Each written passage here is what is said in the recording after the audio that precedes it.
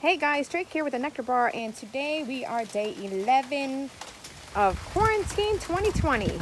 It's rainy and it's stormy, so I'm coming to you from inside the butterfly house. So I want to talk about raising some caterpillars, and if you've never done it before, you should definitely start out with caterpillars that are fairly easy and have no really true problems.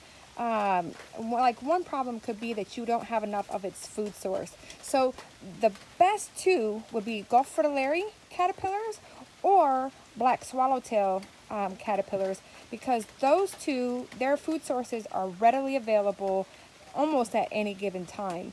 So I'm going to start with some of the basics. One, make sure you have everything that you need.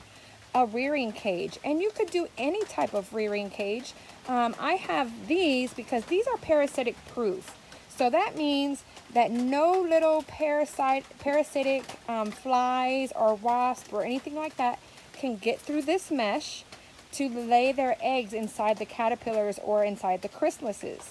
So I like to use these cages because of that. You can certainly use many different things, even little containers that are like, let me grab over here, that are like this. This was used to rescue some caterpillars and then bring them. But yeah, you can use anything that you kind of have on hand that you feel is safe and it has enough airflow that they can breathe.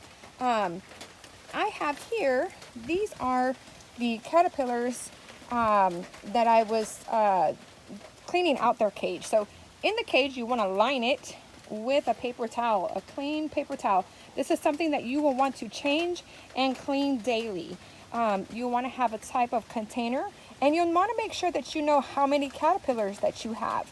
In a cage this size, which is a 12 by 12 by 12, I recommend putting no more than 6 caterpillars in this cage with their plant. These are red admiral butterflies. Well, they're caterpillars, they're baby butterflies. And you always want to make sure that you have all of the caterpillars that you started with. And sometimes caterpillars look different. Like that looks like it could be different. It's much lighter than this one's so dark. But they definitely are still the same caterpillar. There we go. And I did have 4, and I have 4 in there, and I always make sure. Now, if you're cleaning stuff up and you've put it in here, you might want to put your lid on, because if you have a lid on it, then they can't escape, like they're trying to run around and escape. So what I'm going to do is, these were the old plants that were in there, and just in case that there were some eggs on there, and maybe a caterpillar or two that I did not see, because the egg was there and I didn't see the egg, I'm going to keep it inside just in case.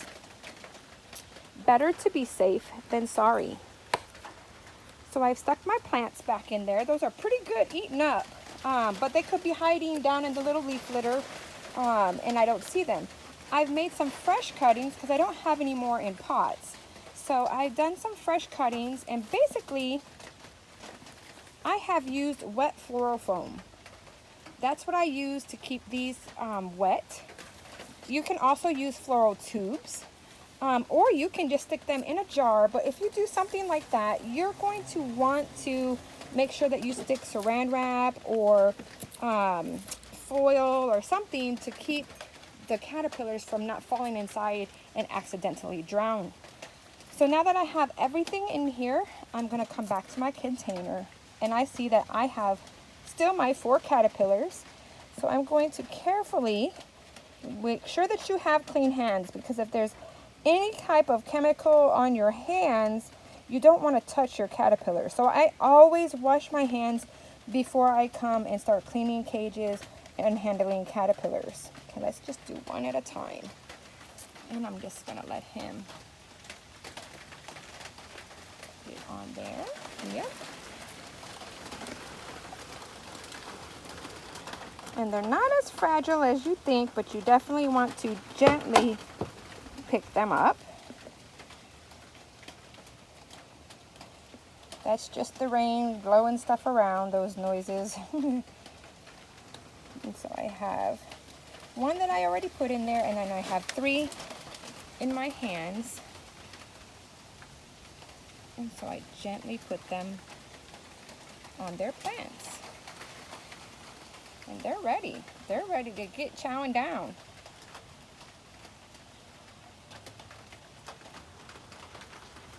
Yep, get on there. There you go. One more. Come on, little guy. There you go. There you go. And just like that, well, let's get out the spider because we don't want the spider. And sometimes you don't see the spiders either. So unfortunately, sometimes nature happens. And then I will close up my cage, which I'm not gonna be able to do. I have one hand. Close it up tight and then watch and make sure that when they need new food to replenish the new food. Once the cage is finished, or not the cage, once the caterpillars are finished and they pupate, you can take everything out. And then once they've emerged from their chrysalis, you just set them free. When cleaning the cage, you take everything out, you spray it down with Lysol only. That's it, no bleach, no nothing, just Lysol.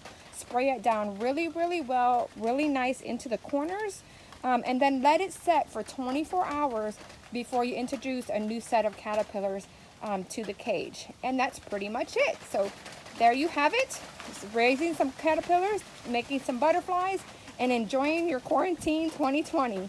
So until next time, peace, love, and butterflies.